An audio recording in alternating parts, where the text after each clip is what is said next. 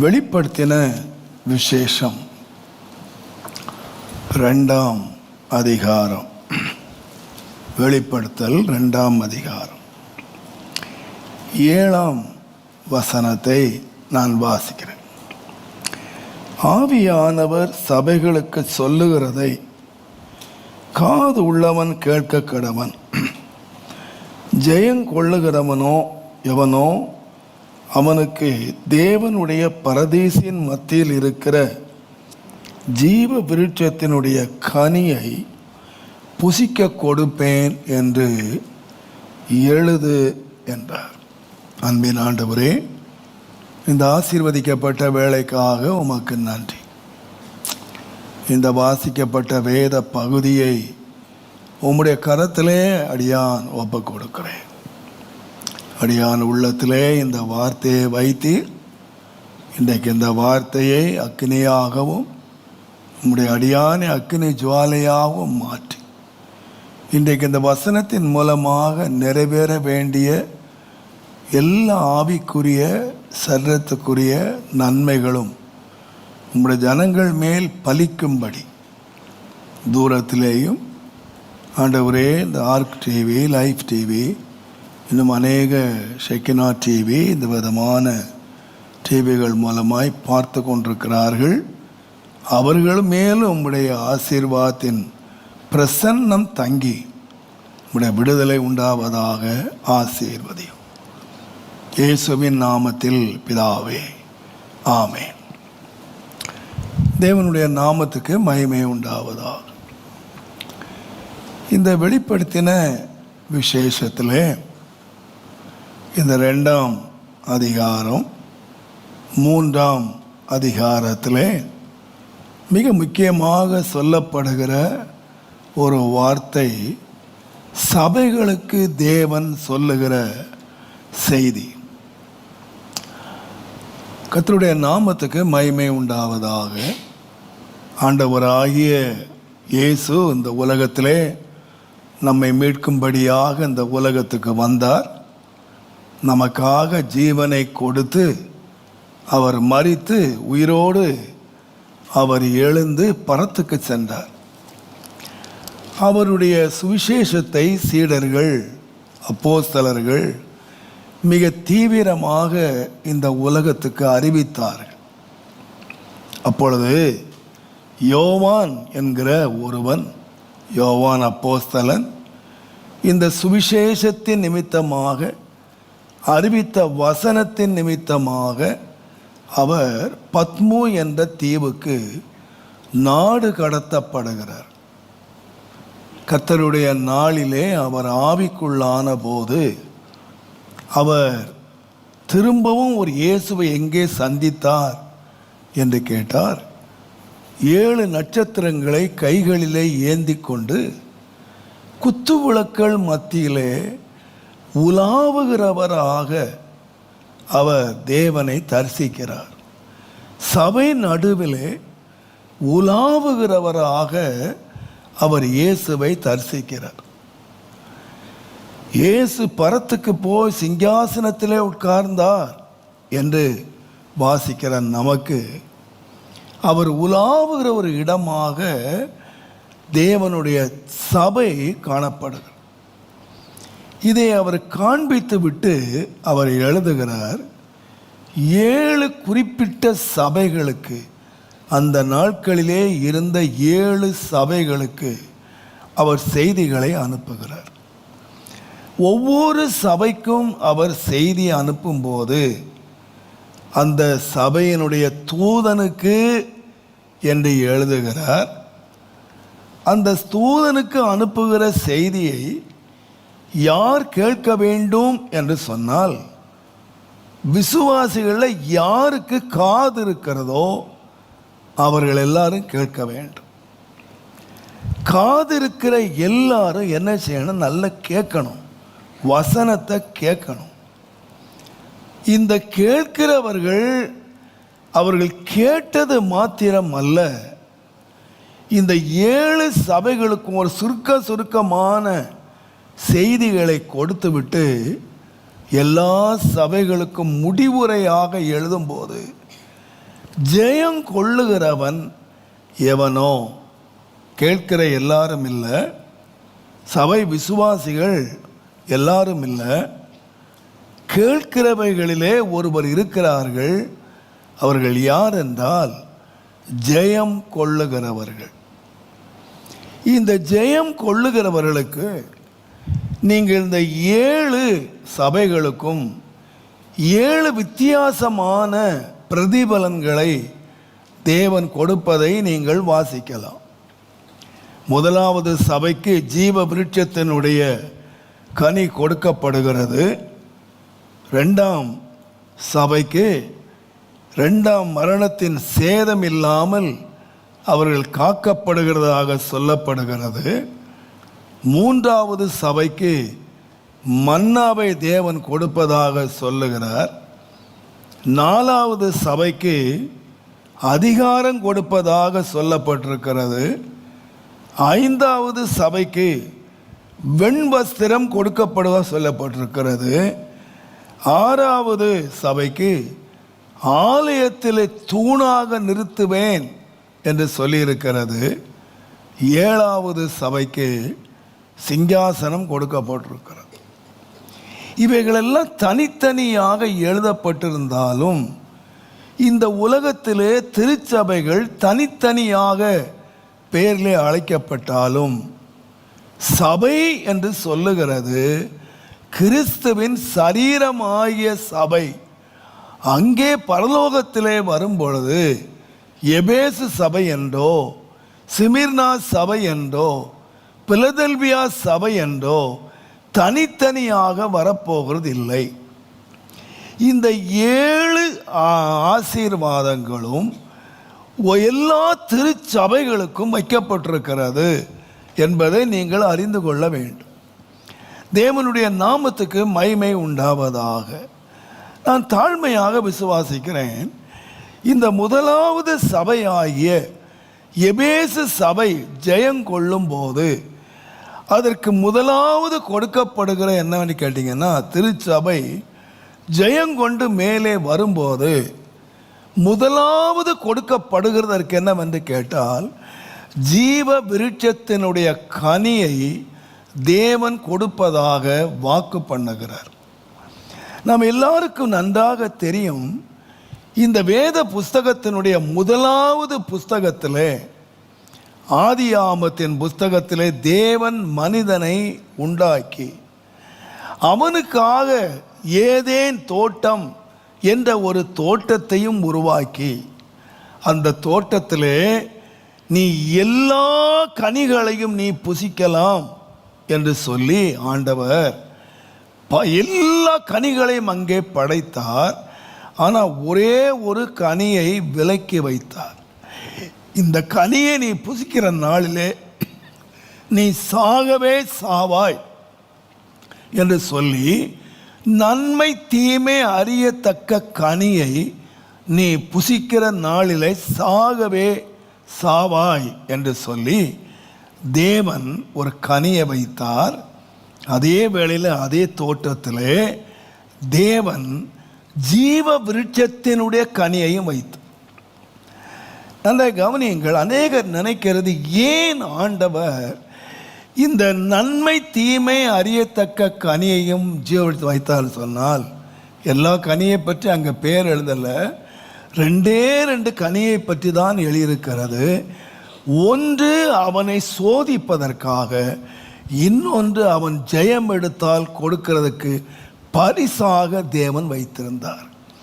இந்த உலகத்தில் எத்தனையோ கனிகளை அவன் உள்ளே வைத்திருந்தாலும் தேவன் விசேஷித்த விதமாக 2 கனியை வைக்கிறார். ஒன்று அவனை சோதிப்பதற்காக. நான் நினைக்கிறேன், இந்த சோதனை என்கிறது ஆதாமுக்கு மாத்திரம் அல்ல, பிந்தின ஆதாமாகிய தம்முடைய ஒரே பேரான செல்லக்குமாரனை இந்த உலகத்திலே தேவன் அனுப்பின பொழுதும் ஆண்டவராய் இயேசு, இந்த வேதத்தில் நாம் வாசிக்கிறோம், எபிரேயருக்கு எழுதின நிருபம் 2ஆம் அதிகாரம், தேவனுடைய நாமத்துக்கு மகிமை உண்டாவதாக, எபிரேயர் 2ஆம் அதிகாரம் தயவு செய்து 18வது வசனத்தை நீங்கள் வாசிப்பீர்களானால், அவர் தாமே சோதிக்கப்பட்டு பாடுபட்டதினால், இயேசு சோதிக்கப்பட்டு பாடுபட்டார் என்று நாம் வாசிக்கிறோம். 4ஆம் அதிகாரம் 15வது வசனத்திலே நம்முடைய பலவீனங்களை குறித்து பரிதபிக்க கூடாத பிரதான ஆசாரியர் நமக்கு இராமல் எல்லா விதத்திலும் நம்மை போல அவர் சோதிக்கப்பட்டார் என்று வாசிக்கிறோம்.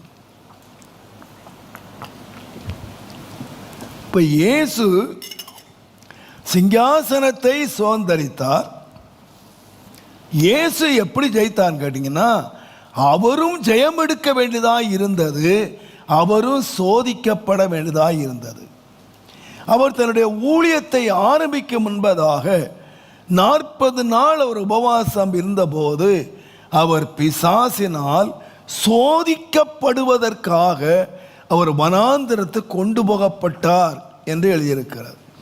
நான் தாழ்மையாக விசுவாசிக்கிறேன், ஆண்டவர் யாருக்கு இந்த பலன்களை வைத்திருக்கிறார்? கிறிஸ்தவ வாழ்க்கை என்று சொல்லுகிறது, விசுவாசிக்கிறார்கள், அன்பு கூற இருக்கிறார்கள். நான் சொல்லுகிறேன், யாருக்கு தேவன் ஒரு மனிதன் இனிமேல் இந்த ஜீவவிருட்ச கனியை புசிக்க கூடாதபடிக்கு ஆண்டவர் அவன் வேலி அடைத்து அவர் சுடரொளி பட்டயத்தை வைத்து இனி ஜீவவிருட்ச கனியை புசிக்க கூடாது என்று அடைத்து வைத்த அந்த கனியை யாருக்கு ஆண்டவர் கொடுக்கிறார் என்று கேட்டால், ஜெயம் கொள்ளுகிறவன் எவனோ அவனுக்கு இந்த ஜீவ விருட்ச கனியை ஆண்டவர் கொடுப்பதாக தேவன் வாக்கு பண்ணுகிறார். தேவனுடைய நாமத்துக்கு மகிமை உண்டாவதாக. நம்முடைய கிறிஸ்தவ வாழ்க்கை, நாம் தேவனால் அழைக்கப்பட்டிருக்கிறோம், நாம் தேவனால் தெரிந்து கொள்ளப்பட்டிருக்கிறோம், நாம் தேவனை விசுவாசிக்கிறோம், நாம் தேவனை ஆராதிக்கிறோம். ஆனால் நீங்கள் ஒன்றை மாத்திரம் மறந்து போகக்கூடாது, நாம் யாராக நிற்க வேண்டும் என்று சொன்னால் ஜெயம் கொண்டவர்களாக நாம் நிற்க வேண்டும் என்பதை நாம் அறிந்திருக்கிறோம். ஜெயம், ஒருவன் ஜெயித்தானா ஒருவன் தோற்றானா என்பது எப்பொழுது தெரியும் என்று கேட்டால், ஒரு ஓட்டத்தினுடைய முடிவிலே தான் அது விளங்கும். தேவனுடைய நாமத்துக்கு மகிமை உண்டாவதாக. ஒருவன் எவ்வளவு வேகமாக ஓடுகிறான், எவ்வளவு முன்னேறி ஓடுகிறான் என்பதல்ல முக்கியம், ஒருவன் ஓட்டத்தை எப்படி முடிக்கிறான் என்பதுதான் முக்கியம். ஒருவன் ஓட்டத்தை வெற்றியாக ஓடி முடித்த பிறகுதான் அவனுக்கு என்ன கொடுக்கப்படுகிறது என்று சொன்னால், பரிசு பொருள் கொடுக்கப்படுகிறது. தேவனுடைய நாமத்துக்கு மகிமை உண்டாவதாக. அப்போஸ்தலனாகிய பவுல் கூட தன்னுடைய ஊழியத்துக்கு அழைக்கப்பட்டார். அவர் அநேக தேசங்களிலே போய் ஊழியத்தை நிறைவேற்றினார். அநேக சபைகளை அவர் ஸ்தாபித்தார். அநேகருக்கு அவர் ஆசீர்வாதமாக மாறினார்.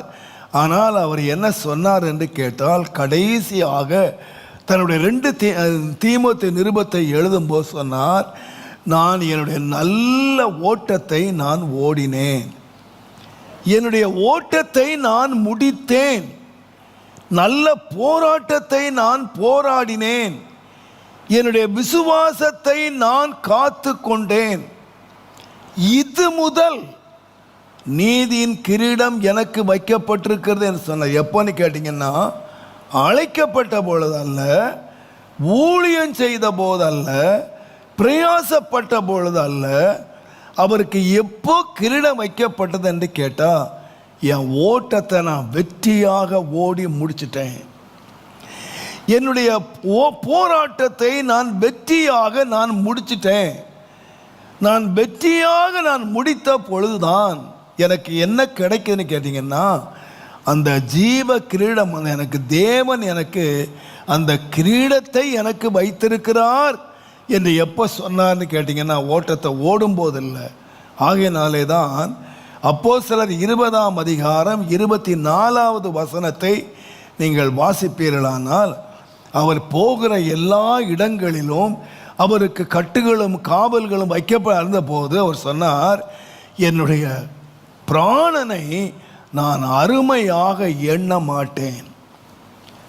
அப்போஸ்தலர் 20:24 நான் இவைகளில் ஒன்றை குறித்து நான் கவலைப்பட மாட்டேன், என்னுடைய பிராணனை நான் அருமையாக நான் எண்ண மாட்டேன், எனக்கு ஒன்று தான் தேவை, என்னுடைய ஓட்டத்தை நான் சந்தோஷமாக முடிக்க வேண்டும். எப்படியாயிலும் ஓட்டத்தை முடிச்சிடணும்னு இல்லை, ஓட்டத்தை எப்படி முடிக்கணும்னு சொன்னால் சந்தோஷமாக முடிக்கணும். யார் சந்தோஷமாக முடிப்பாங்கன்னு கேட்டிங்கன்னா, எல்லாரும் ஓட்டத்தை முடிக்கலாம், ஆனால் சந்தோஷமாக முடிக்கிறவன் யாருன்னு கேட்டிங்கன்னா வெற்றி பெற்றவன் தான் ஓட்டத்தை முடிக்கும்போது சந்தோஷப்படுகிறான். மற்றவர்கள் எல்லாரும் ஓட்டத்தை முடித்தாலும் துக்கத்தோடு தலைகவிழ்ந்து கொண்டு வெளியே போகிறார்களே தவிர, அவங்க நினைக்கலாம் ஓட்டத்தை முடிச்சிட்டேன்னு சொல்லலாம், ஆனால் அவங்களுக்கு பரிசு பொருள் கிடைக்காது. அவங்க 100 மீட்டர்ஸ் ஓடி இருக்கலாம், 1000 மீட்டர் ஓடி இருக்கலாம், அவங்க ஓடினாலும் ஒரு இமைப்பொழுதிலே தங்களுடைய பரிசை இழந்து போகிறார்கள். அவங்க வாழ்க்கையில் ஓட்டத்தை முடிச்சிட்டேன்னு சொல்லலாம், ஆனால் என்ன எப்படி முடிக்கலைன்னா வெற்றியாக முடிக்கல, அவங்க துக்கத்தோடவே தன்னுடைய ஓட்டத்தை முடிக்கிறார்கள். ஆனால் ஒரே ஒரு கூட்டத்தார் மாத்திரம்தான் தேவனுடைய நாமத்துக்கு மகிமை உண்டாவதாக அவர்கள் சந்தோஷமாய் ஓட்டத்தை முடிக்கிறவங்க என்ன சொல்லுவாங்கன்னா, என் ஓட்டத்தை நான் முடித்தேன் என்று அல்ல, என் ஓட்டத்தை நான் சந்தோஷமாக முடித்தேன் என்று சொல்லுகிறார்கள். தேவனுடைய நாமத்துக்கு மகிமையும் கனமும் உண்டாவதாக. ஆகையினால தான் யாக்கோபு 1 அதிகாரத்தில் 12ஆம் வசனத்தை நீங்கள் வாசிப்பீர்களானால், யாக்கோபு 1 அதிகாரம் 12ஆம் வசனம், சோதனையை சகிக்கிற மனுஷன் பாக்கியவான், அவன் உத்தமன் என்று விளங்கின பிறகு கர்த்தர் தம்மிடத்தில் அன்பு கூறுகிறவர்களுக்கு வாக்குத்தத்தம் பண்ணின ஜீவ கிரீடத்தை பெறுவான். அப்போ நான் நினைக்கிறேன், தேவன் ஏற்கனவே ஆயத்தம் பண்ணிட்டார், அன்பு கூறுகிறவர்களுக்கு ஆயத்தம் பண்ணிட்டார், அந்த ஜீவ கிரீடத்தை வாக்கு பண்ணிட்டார். ஆனால் யார் பெற்றுக்கொள்வார்கள் என்று சொன்னால், கர்த்தருடைய வேதம் மிக தெளிவாக சொல்லுகிறது, அவன் உத்தமன் என்று விளங்க பண்ண வேண்டும். ஒரு அன்பு கூறுகிறவர்களுக்கு தேவன் ஆயத்தம் பண்ணி வச்சிருக்கிறார், தேவன் வாக்கு தத்தம் பண்ணி வச்சிருக்க கிரீடத்தை ரெடி பண்ணிட்டார். ஆனால் யார் பெற முடியும் அப்படின்னு கேட்டிங்கன்னா, அந்த ஜீவ கிரீடத்தை பெற ஆயத்தம் பண்ணுகிறவர்கள் தங்களை உத்தமர்களாக விளங்க பண்ண வேண்டும். தேவனுடைய நாமத்துக்கு மகிமை உண்டாவதாக. தேவன் அந்த யோபு சொல்லுகிற வேளையில், என்னுடைய உயிரோடு இருக்கிற வரைக்கும் என்னுடைய உத்தமத்தை நான் விளக்க மாட்டேன், அந்த உத்தமன் என்று விளங்க பண்ணினார். நம்ம உலகத்தில் வாழுகிற நாட்களிலே நாம் யாராக விளங்க பண்ணணும் என்று கேட்டால், நம்மை உத்தமர்களாக விளங்க பண்ணும் பொழுதுதான் தேவன் நமக்கு என்ன தரப்போகிறார் என்று கேட்டால் ஜீவ கிரீடத்தை நமக்கு தரப்போகிறார். ஆகையினாலே தான் அப்போஸ்தலனாகிய பவுல் கொரிந்தியர் 1 அதிகாரம் 9ஆம் அதிகாரம் 24ஆம் வசனத்தை நீங்கள் வாசிப்பீர்களானால், 1 கொரிந்தியர் 9ஆம் அதிகாரம் 24வது வசனத்தை நாம் வாசிப்போமானால், பந்தய சாலையிலே ஓடுகிறவர்கள் எல்லாரும் ஓடுவார்கள், ஆகிலும் ஒருவனே பந்தயத்தை பெறுவான் என்று அறியீர்களா, நீங்கள் பெற்றுக்கொள்ளத்தக்கதாக ஓடுங்கள். இப்போ நாம் கிறிஸ்தவ வாழ்க்கை ஒரு ஓட்ட பந்தயம். பொறுமையோடே நமக்கு நியமித்திருக்கிற ஓட்டத்திலே நாம் ஓடும்படி அழைக்கப்பட்டிருக்கிறோம். விசுவாசத்தை துவக்கிறவரும் முடிக்கிறவரும் ஆகிய இயேசுவை நோக்கி நாம் எல்லாரும் ஓட வேண்டும். நாம் எல்லாரும் ஓடும்படி அழைக்கப்பட்டிருக்கிறோம்.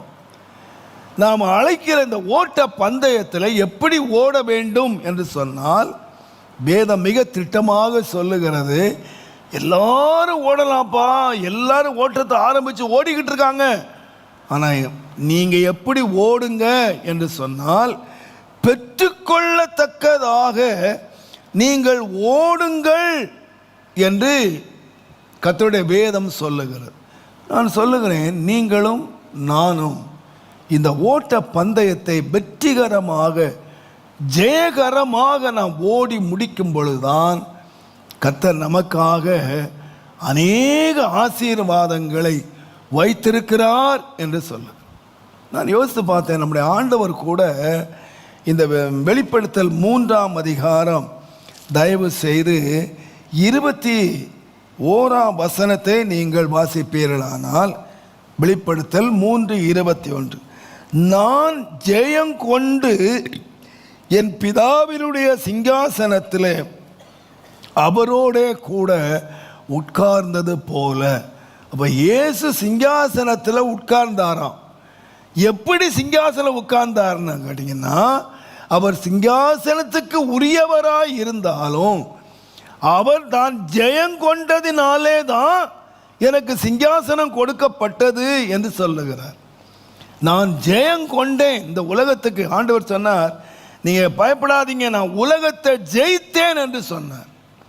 தேவனுடைய நாமத்துக்கு மகிமை உண்டாவதாக. கொலோசையர் 2ஆம் அதிகாரம் 15வது வசனத்திலே இயேசு சிலுவையிலே வெற்றி சிறந்தார் அல்லது ஜெயம் எடுத்தார்.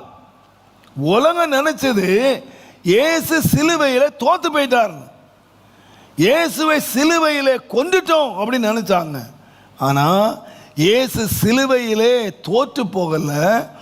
இயேசு ஜெயம் எடுத்தது எங்கே என்று கேட்டால், சிலுவையிலே அவர் வெற்றி சிறந்தார் என்று சொல்லப்படுகிறது. ஆகையினால தான் எபிரேயர் 12ஆம் அதிகாரம் 2ஆம் வசனத்திலே தனக்கு முன்னாக வைத்திருந்த சிங்காசனத்தின் பொருட்டு, சந்தோஷத்தின் பொருட்டு அவர் அவமானத்தை எண்ணாமல் அவர் சிலுவையை சகித்து எங்கே போய் உட்கார்ந்தார்னா சிங்காசனத்தில் உட்கார்ந்தார். நான் சொல்லுவேன், உங்களுக்கும் எனக்கு மாத்திரம் அல்ல, நம்முடைய ஆண்டவராய் இயேசுவும் நம்மை போல ஒரு பாடுள்ள மனுஷனாக இந்த உலகத்திலே வந்து நம்மை போல் அவர் சோதிக்கப்பட்டு அவர் சோதனையை சகித்து அவர் என்ன எடுத்தார் கேட்டீங்கன்னா, சிலுவையிலே வெற்றி சிறந்தார். தேவனுடைய நாமத்துக்கு மகிமை உண்டாவதாக. அப்படியானால் நீங்கள் ஒன்றை மறந்துடாதீங்க, நாம் சிங்காசனத்துக்கு உரியவர்களாய் மாற வேண்டுமானால், இந்த ஜீவவிருட்ச கனிக்கு நாம் பங்குள்ளவர்களாக மாற வேண்டுமானால், நாம் யாராய் மாற வேண்டும் என்று கேட்டால், நாம் தேவனை விசுவாசிக்கிறவர்களாய் மாத்திரம் அல்ல, நம்முடைய வாழ்க்கையை நாம் இந்த உலகத்தில் முடிக்கும்போது நான் எப்படி முடிக்கணும்னு கேட்டிங்கன்னா, சந்தோஷமாய் முடிக்கணும். நான் வெற்றியோடு என்னுடைய வாழ்க்கையை முடிக்கணும். என்னுடைய வாழ்க்கையை நான் ஒரு நாள் இந்த விசுவாசத்தை துவக்கிறவரும் முடிக்கிறவருமாகிய இயேசுவை நோக்கி நான் ஓட ஆரம்பித்தேன். தேவனுடைய நாமத்துக்கு மகிமை உண்டாவதாக. இந்த ஓட்டத்தை நான் வெற்றியாய் முடிக்கிறேனா, நான் ஆசீர்வாதமாய் முடிக்கிறேனா என்பது அல்ல, நான் வெற்றியாய் முடிக்கிறேனா என்பது மிக முக்கியம். அப்போஸ்தலனாகிய பவுல் மாத்திரம் அல்ல, நீங்களும் நானும் ஒவ்வொருவரும் நாம் என்னுடைய ஓட்டத்தை முடிக்கும்போது, நான் என்னுடைய வாழ்க்கை போராட்டமாயிருந்தாலும் என்னுடைய வாழ்க்கையை நான் வெற்றியாக எல்லாவற்றையும் ஜெயித்து நான் வெற்றி பெற்றேன் என்று சொல்லி நாம் முடிக்க வேண்டும். தேவனுடைய நாமத்துக்கு மகிமை உண்டாவதாக. இந்த வார்த்தைகளை நான் தேவ சமூகத்திலே சிந்தித்து கொண்டிருந்த பொழுது, ஜெயம் பெற்ற மிக முக்கியமான 3 மனிதர்கள் எப்படி ஜெயிக்க முடியாத சூழ்நிலைகளிலே அவர்கள் ஜெயித்தார்கள், வாழ்க்கை எப்படி ஒரு ஜெயமாக அவர்கள் அடைந்தார்கள் என்பதை நான் யோசித்த போது 3 பேரை கர்த்தர் என கொண்டு வந்தார். முதலாவதாக, இஸ்ரவேல் ஜனங்களை தேவன் வெளியே கொண்டு வரும்பொழுது அவர்களை எகிப்திலிருந்து விடுதலை ஆக்கி உங்களை பாலும் தேனும் ஓடுகிற தேசத்திலே நான் கொண்டு போய் சேர்ப்பேன் என்று ஆண்டவர் வாக்குத்தத்தம் பண்ணினார். ஒரு வாக்குத்தத்தத்தோடு அவர்கள் புறப்பட்டார்கள். கர்த்தருடைய நாமத்துக்கு மகிமை உண்டாவதாக. ஒரு பெரிய நம்பிக்கையோடு சந்தோஷத்தோடு அவர்கள் ஓட்டத்தை அவர்கள் ஆரம்பித்தார்கள். ஆனால் உங்களுக்கு தெரியும், அவர்கள் ஓட்டத்தை நிறைய பேர் முடிக்கல. அவர்கள் வாக்குத்தத்தம் பண்ணின தேசத்தை அவர்கள் அடையவில்லை. ஆனால் நாம் வேதத்தில் வாசிக்கிறோம், எண்ணாகமத்தின் புஸ்தகம் தயவு செய்து 13வது அதிகாரம் 30வது வசனத்தை நீங்கள் வாசிப்பீர்களானால், எண்ணாகமம் 13ஆம் அதிகாரம் 30வது வசனம். அப்பொழுது காலேப் மோசேக்கு முன்பதாக ஜனங்களை அமர்த்தி, நாம் உடனே போய் அதை சுதந்தரித்து கொள்வோம், நாம் அதை எளிதாக ஜெயித்து கொள்ளலாம் என்று சொன்னார். ரொம்ப எளிதாக ஜெயிக்கலாம். ஆனால் மற்ற 10 பேர் சொல்றாங்க ஜெயம் எடுக்கவே முடியாது. இந்த வாக்குத்தத்தமான தேவன் வாக்குத்தத்தம் பண்ணினாலும், தேவன் கூடவே வந்தாலும் இந்த தேசத்தை சுதந்தரிக்க முடியாது, வெற்றி பெற முடியாது என்று சொல்லுகிறார். ஆனால் இந்த 2 பேர் காலேபும் யோசுவாவும் என்ன சொல்லுகிறார் கேட்டாங்கன்னா, எளிதாய் ஜெயிக்கலாம். வெற்றியை கஷ்டப்பட்டு எடுக்க வேண்டியதில்லை, எளிதாக ஜெயிக்கலாம் என்று சொல்லுகிறார்.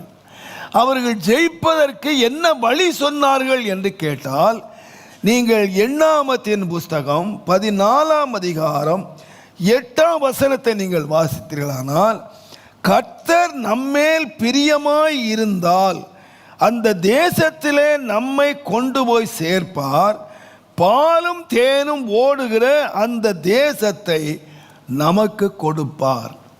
ஒரே ஒரு காரணம் மட்டும் சொல்றாங்க, பா நீங்க ரொம்ப கடினமானது, இந்த ஜெயத்தை நாம் எடுக்க முடியாது, இந்த வாக்குத்தத்தத்தை நாம் சுதந்தரிக்க முடியாது, இது நிச்சயமாய் நடக்காது, இந்த பாலும் தேனும் ஓடுற தேசத்தை நாம் சுதந்தரிக்கிறது முடியாத ஒரு காரியம் என்று நீங்க சொல்றீங்க. ஆனா இதை ரொம்ப லகுவாக ரொம்ப எளிதாக நாம் பெற்றுக்கொள்ளலாம். எப்போன்னு கேட்டீங்கன்னா, நம்முடைய வாழ்க்கையை மாத்திரம் ஆண்டவருக்கு பிரியமாக நம்ம மாத்திட்டோம் அப்படின்னு சொன்னா, கர்த்தர் நம்மேல் பிரியமாய் இருந்தால் இதை ரொம்ப எளிதாக சுதந்தரிக்கலாம். இந்த வாக்குத்தத்தத்தை எளிதாக நாம் சுதந்தரிக்கலாம். சங்கீதக்காரன் கூட தன்னுடைய சங்கீத புஸ்தகத்திலே எழுதும் பொழுது 44வது சங்கீதம் தயவு செய்து முதல் வசனங்களை நீங்கள் முதல் வாசிப்பீங்கன்னா 44 முதலாம் வசனம். தேவனே, எங்கள் பிதாக்களுடைய நாட்களாகிய பூர்வ நாட்களில் நீர் நடப்பித்த கிரியைகளை அவர்கள் எங்களுக்கு அறிவித்தார்கள், அவைகளை எங்கள் காதுகளால் நாங்கள் கேட்டோம். தேவரீர் உம்முடைய கையினால் ஜாதிகளை துரத்தி இவர்களை நாட்டி ஜனங்களை துன்பப்படுத்தி இவர்களை பரவ பண்ணினீர். அவர்கள் தங்கள் பட்டயத்தினால் தேசத்தை கட்டிக்கொள்ளவில்லை, அவர்கள் புயமும் அவர்களை ரட்சிக்கவில்லை. நீர் அவர் மேல் பிரியமாயிருந்தபடியினால் உம்முடைய வலது கரமும் உம்முடைய புயமும் உம்முடைய முகத்தின் பிரகாசமும் அவர்களை ரட்சித்தது. எங்க முற்பிதாக்கள் சொல்லியிருக்காங்க, எங்களுக்கு என்ன சொல்லி கொடுத்தாங்க அப்படின்னு கேட்டீங்கன்னா, தேவன் தேசத்தை கொடுத்தார், இந்த தேசத்தில் நாட்டினார், இதை நாங்கள் யுத்தம் பண்ணி பிடிக்கல, எங்களுடைய கை பிரயாசத்தினால் நாங்கள் பிடிக்கல. நாங்கள் இதை எப்படி பிடிச்சோன்னு சொன்னா, நாங்கள் கர்த்தர் எங்கள் மேல் பிரியமாய் இருந்ததினால், தேவன் எங்கள் மேல் பிரியமாய் இருந்ததினால் அவருடைய பலத்த கரம், அவருடைய ஓங்கிய புயம், அவருடைய முகத்தினுடைய பிரகாசம் எங்களுக்கு என்ன செய்துச்சு அப்படின்னு கேட்டீங்கன்னா, இந்த தேசத்தை எங்களுக்கு கொடுத்தது, வாக்குத்தத்தம் பண்ணின தேசத்தை எங்களுக்கு தந்தது என்று சொன்னார். அருமையான கர்த்தருடையவர்களே, தேவன் யாருக்கு வாக்கு தத்தம் பண்ணினவைகளை சுதந்திரிக்க பண்ணுகிறார்? ஒரு கூட்டத்தார் முடியாது என்று சொல்லுகிறார்கள், ஒரு கூட்டத்தார் பெற்றுக்கொள்ள முடியாது, இது மிக கடினமானது என்று சொல்லுகிறார்கள். ஒருவர் ரொம்ப லகுவாய் சுதந்திரிக்கலாம் என்று சொல்லுகிறார்கள். யார் சுதந்திரிப்பாங்கன்னு சொன்னால், நான் எல்லா பயத்தோடு சொல்லுகிறேன், நம்முடைய வாழ்க்கையை நாம் கர்த்தருக்கு பிரியமாக நாம் வைத்து கொள்வோமானால், நம்முடைய வாழ்க்கையை தேவனே உமக்கு பிரியமானதை செய்ய இதோ நான் வருகிறேன் என்று சொன்னபடி நம்முடைய வாழ்க்கையை மாத்திரம் தேவனுக்கு பிரியமானது இன்னதென்று சோதித்து நம்முடைய வாழ்க்கையை பிரியமில்லாத காரியங்களை கர்த்தரை விட்டு நான் என்னை விட்டு விலக்குவேன். ஆனால் நான் அந்த காரியத்தை என்ன செய்யலான்னா ரொம்ப எளிதாக சுதந்திரிக்கலாம். கர்த்தருடைய நாமத்துக்கு மகிமை உண்டாவதாக. நீங்கள் இழந்து போனவர்களை கூட பாருங்கள். 1 கொரிந்தியர் 10:5 அந்த முதல் வசனத்திலிருந்து புறப்பட்ட மக்களை பற்றி சொல்லுகிறார். அவர்கள் ஞான ஸ்நானம் பெற்றார்களாம், அவர்கள் ஆவியினாலே தாகம் தீர்க்கப்பட்டார்களாம், தேவன் அவர்களோடவே கூட நடந்தாராம். ஆனால் என்ன நடந்தது கேட்டீங்கன்னா, அவர்களில் அதிகமான பேரிடத்திலே தேவன் பிரியமாய் இருந்ததில்லை. அவர்கள் முறுமுறுக்கிறவர்களாக, அவர்கள் விக்கிரக ஆராதனைக்காரர்களாக, அவர்கள் விபச்சாரம் பண்ணுகிறவர்களாக, அவர்கள் பலவிதமான துன்மார்க்க காரியங்களை தேவன் கூடவே இருக்கும்போதே ரட்சிக்கப்பட்ட மக்கள் அவர்கள் செய்ததினாலே கர்த்தருடைய வேதம் சொல்லுகிறது, அவர்கள் அதிகமான பேர் ஆண்டவரில் பிரியமாய் இல்லாதபடியினாலே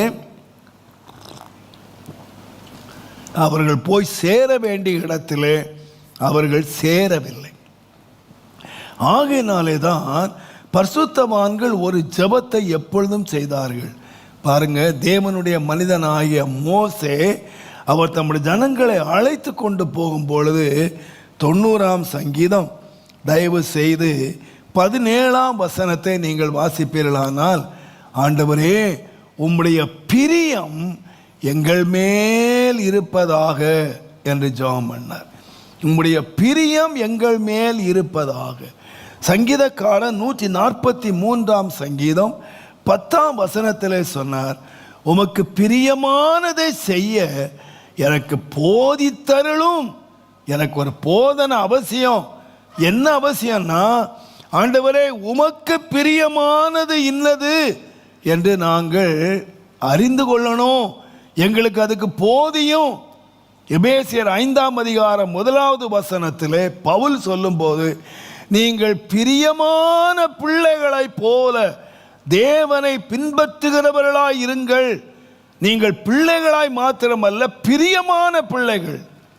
தேவன் மேல ஒரு பிரியமான பிள்ளைகளாக நீங்கள் இருங்கள் என்று சொல்லி நீங்க பின்பற்றுங்க, இயேசுவை பின்பற்றுங்க. நீங்க எப்படி பின்பற்றுங்கன்னா, நான் ஒரு பிள்ளை என்று அல்ல, ஆண்டவரே ஒரு பிரியமான பிள்ளையாக என்னை பின்பற்ற உதவி செய்யும், உம்முடைய பிரியம் என் மேல் இருப்பதாக.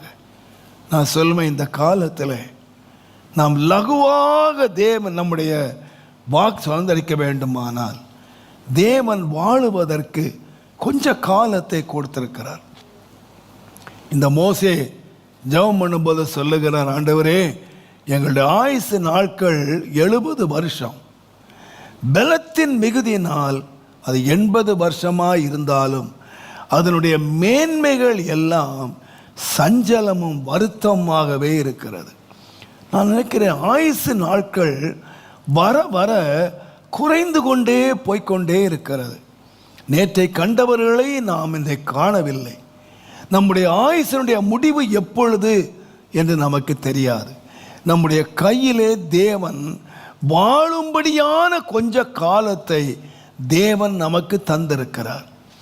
இந்த காலத்திலே நாம் எவ்வளவு சாதித்தோம் என்பதல்ல, நாம் எவ்வளவு சம்பாதித்தோம் என்பதல்ல, நாம் எவ்வளவு ஆசீர்வாதமாய் இருந்தோம் என்பதல்ல. நான் நினைக்கிறேன், வாழ்ந்த காலங்கள் ஆண்டவருக்கு பிரியமாக நாம் வாழ்ந்தோமா?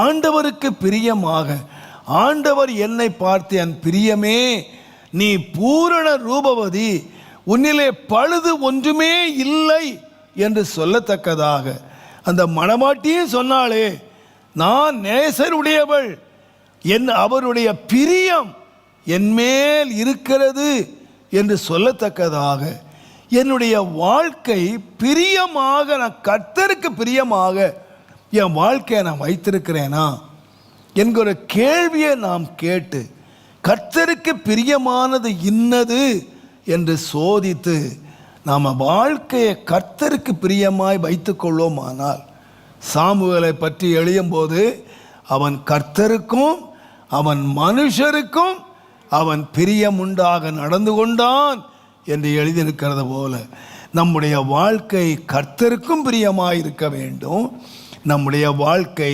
மனுஷருக்கும் பிரியமாய் இருக்க வேண்டும். ஆகையினாலே தான் சங்கீதக்காரர் ஜெபத்தை ஆண்டவருக்கு நேராக ஏறெடுத்தார். சங்கீதங்களின் புஸ்தகம் 19ஆம் சங்கீதம் 14வது வசனத்தை நீங்கள் வாசிப்பீர்களானால், என் கன்மலையும் என் மீட்பருமாகிய கர்த்தாவே, என்னுடைய வாயின் வார்த்தைகளும் என் இருதயத்தின் தியானமும் உம்முடைய சமூகத்திலே. வாயின் வார்த்தை என்று சொல்லுகிறது மனிதனோட பேசுகிறது, இருதயத்தினுடைய தியானம் என்று சொல்லுகிறது தேவன் பார்க்கிறார். வாயை மனிதன் பார்க்கிறான், இருதயத்தை தேவன் பார்க்கிறார். இப்போ வெளியரங்கமாக மனிதன் பார்க்கிற, மனிதன் கேட்கிற, மனிதனுக்கு முன்பதாகவும் என்னுடைய வாயின் வார்த்தைகள் பிரியமா இருக்கணும். என்னுடைய இருதயத்திலே நான் தியானிக்கிற அல்லது மனிதன் பார்க்க முடியாத இடத்திலே என் இருதயம் எப்படி இருக்கணும்னு கேட்டீங்கன்னா, உமக்கு பிரியமா இருக்கணும் கர்த்தாவே. தேவனுடைய நாமத்துக்கு மகிமை உண்டாவதாக. நான் சொல்லுவேன், ஜெயம் கொள்ளுகிறவன் எவனோ அவனுக்கு நான் என்னுடைய ஜீவ விருட்சத்தினுடைய கனியை நான் கொடுப்பேன். சபையாருக்கு கொடுப்பேன்னு சொல்லலை, சபையினுடைய தூதனுக்கு நான் கொடுப்பேன்னு சொல்லலை. உனக்கு தான் செய்தி கொடுக்கப்பட்டது, நீ சபையினுடைய தூதனாய் இருக்கிறதுனால உனக்கு நான் கனி கொடுப்பேன் அப்படின்னு சொல்லலை. காது உள்ளவர்களாய் கேட்கிறார்களே அவர்களுக்கு நான் கொடுப்பேன் அப்படின்னு சொல்லலை. எபேசு சபையாருக்கு நான் கொடுப்பேன் அப்படின்னு எந்த சபைக்கும் சொல்லலை. செய்தியை சபைக்கு சொன்னாலும், அநேகர் வசனத்தை கேட்கிறவர்களாக இருந்தாலும், தேவன் குறிப்பிட்ட ஒரு கூட்டத்தாருக்கு தேவன் வாக்கு தத்தம் பண்ணுகிறார். யார் என்று கேட்டால், ஜெயம் கொள்ளுகிறவன் எவனோ. அப்ப ஜெயம் என்று சொல்லுகிறது ஒரு குழுவாக அல்ல, ஒரு சபையாக அல்ல. ஏசிய சபையெல்லாம் ஜெயம் கொண்டு பரலோகம் நினைக்காதீங்க. ஒரு குறிப்பிட்ட சபை ஜெயம் கொண்டு பரலோகம் போக போறதில்ல. ஜெயம் என்று சொல்லுகிறது தனி மனிதன் பெற வேண்டியது. கேட்கிறது எல்லாரும் கேட்கலாம், 10,000 பேர் கூடி கேட்கலாம், 10 லட்சம் பேர் கூடி கேட்கலாம், 10 லட்சம் பேர் சேர்ந்து ஓடலாம். ஆனால் வெற்றி பெறுகிறவன் யார் என்று கேட்டால் ஒருவன். நீங்களும் நானும் கேட்கிறவர்களாய் மாத்திரமல்ல, நீங்களும் நானும் எழுதுகிறவர்களாய் மாத்திரமல்ல, நீங்களும் நானும் ஒரு போதகனாக தூதனாக இருந்தால் போதாது. நாம் யாரா இருக்கணும்னு கேட்டீங்கன்னா, ஜெயம் கொண்டவர்களாக, வெற்றி பெற்றவர்களாக. என்னுடைய வாழ்க்கையை நான் முடிக்கும்போது என் ஓட்டத்தை நான் ஜெயமாக ஓடி நான் முடித்தேன். என் ஓட்டத்தை வெற்றியாக நான் முடிச்சிட்டேன். எத்தனையோ போராட்டங்கள் வந்தது, எத்தனையோ இடரல்கள் வந்தது, எத்தனையோ அவமானங்கள் வந்தது, நிந்தைகள் வந்தது.